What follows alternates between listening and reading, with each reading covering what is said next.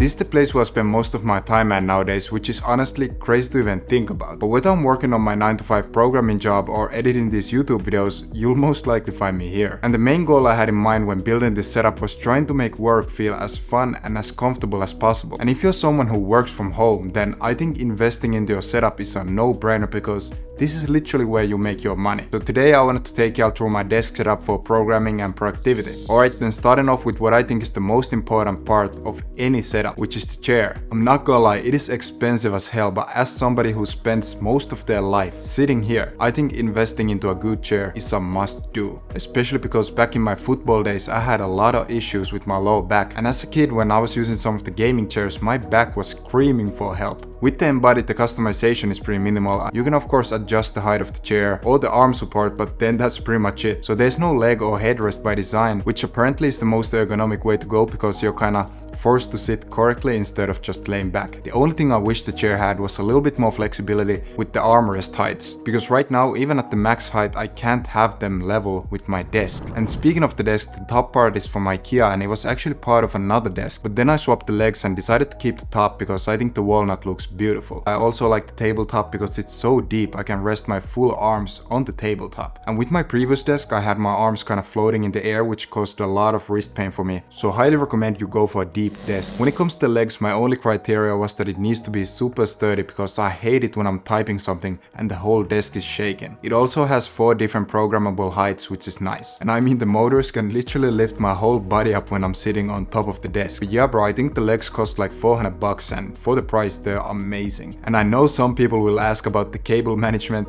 To be honest, it's not the greatest. And at first I tried to be organized with different cable hangers and things of this nature, but then I just ran out of them and eventually I just use zip ties everywhere, which is not the best thing to do because when you're taking your setup apart, it's gonna be a pain in the ass getting all those zip ties off. Also, something I learned the hard way is that do not group your XLR cable with your other cables because it's gonna bring some static into your mic. Alrighty then, moving on top of the desk itself. First we got this monitor stand from a brand called Balolo, and they make honestly really premium feeling monitor stands, but the real selling point are the accessories that you can attach to the monitor stand. For example, I decided to go with this headphone stand, a MagSafe charger for my phone, a laptop holder and this small shelf under the monitor stand. Now the products from Balolo are quite expensive, but they're so good quality that I don't even regret splashing the cash on it. And after having a monitor stand, I don't think I could ever go back anymore. And I know what you're asking, Luke, what's that phone case you're using? If you watch any of my videos over the past year or so, you see me rocking the O-stand from Toras. This right here is their O-stand Q3 silicone, which is a new take on the O-stand Q3. The silicone case feels really premium on hand and I like the attention to detail with this microfiber on the inside of the case. But my favorite part about it is of course the rotating stand at the back of the phone case. You know, I'm someone who needs to have something to watch whenever I'm eating, and with the O-stand I can set my phone vertically or horizontally to watch different types of content. Also I find the O-stand gives you a great grip off your phone, so for example when I'm recording the view of my apartment, I can put my fingers through the O-stand to make sure I don't drop my phone. When it comes to protecting my phone, it's done a great job. I've literally dropped my phone countless times over the last year or so, and as you can see there are no cracks on it whatsoever. Oh, and of course it works perfectly with MagSafe charging, which is something that Toras cases are known for. So if you want to keep your phone safe while still maintaining that premium feel to it, then make sure to check out the Toras Q3 silicone with the first link in the description to get 20% off of your purchase. And a big thank you to Toras for sponsoring today's video. Then the main beast powering up the whole setup is the MacBook Pro with the M4 Max chip. It has 48 gigs of RAM and a 1TB SSD, and I mean, what can I say, it literally handles anything I throw at it, from programming to editing work without any issues. I probably should have gone with a Mac Studio instead, but back when the M4 MacBooks came out,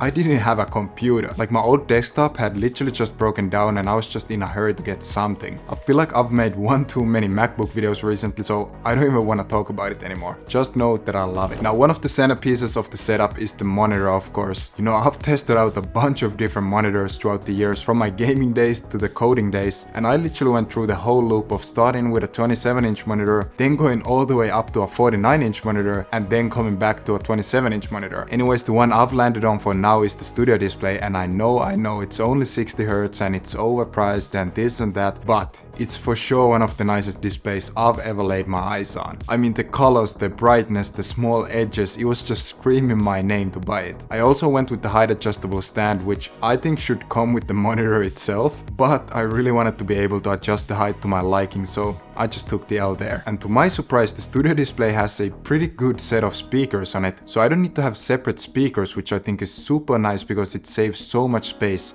on top of the desk.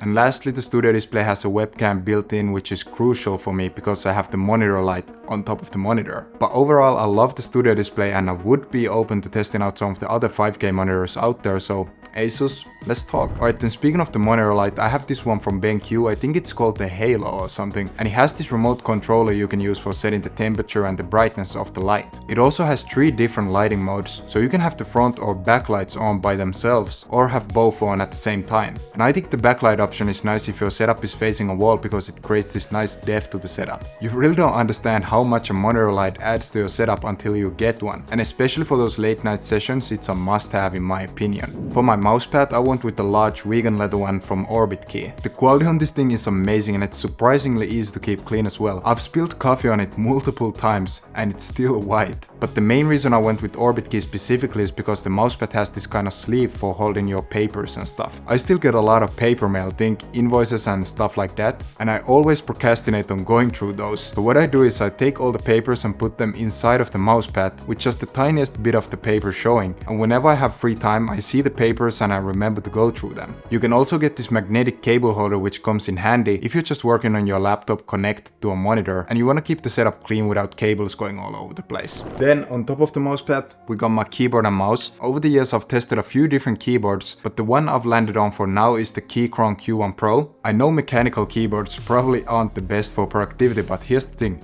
They make work so damn fun. I mean, typing on this thing feels so nice and I don't know what it is, but the clicking noise feels so satisfying. But yeah, I like Keychron because the build quality is nice and I mean, this thing is proper heavy and you can of course change the switches and the keycaps if you wanted to. But the one I have is just the stock version with the brown switches, and here's a quick sound test for y'all.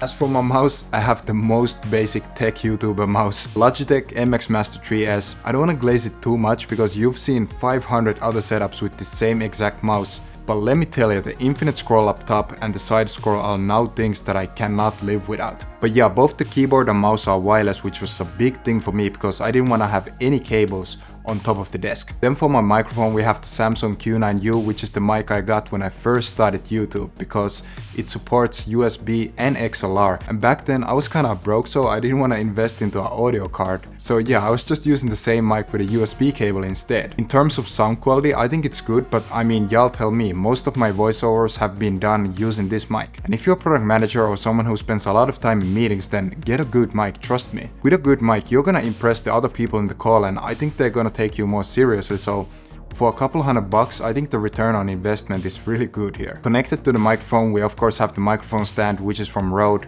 To be honest, it's not the cleanest one out there, and I'd prefer a microphone stand that's kinda level to the desk, but if you're just looking for a solid microphone stand, then this one does the job for sure. And I mean, you can literally bend it all over the place. I'm not really sure what else to say about a microphone stand. And now that I'm using an XLR cable, I needed to get the audio card finally. Here I just kept it simple and went with the Minifuse one, as it's quite small and it fits nicely under the monitor stand, so it's kinda out the way. It's nothing fancy, it doesn't record 32-bit audio or anything. Also, can somebody please explain to me why with these audio cards the XLR cable always needs to be plugged in to the front of the audio card instead of the back? Because now the only cable I have on my tabletop is the XLR cable, which I'm pretty much stuck with. Then last but not least, we have the small softbox from Godox, which I use whenever I'm recording A-roll at the setup and it's kinda dark outside, so I'm not getting any natural light in. Also during the winter when the sun pretty much never comes out here in Finland, it's nice to have one of these for meetings and stuff like that so people can see me clearly. With the softbox you also get this remote that you can use for setting the temperature and the brightness of the light. But yeah, that's the current desk setup for 2025. Hope you got some inspiration for your own setup and I'll see you in the next one.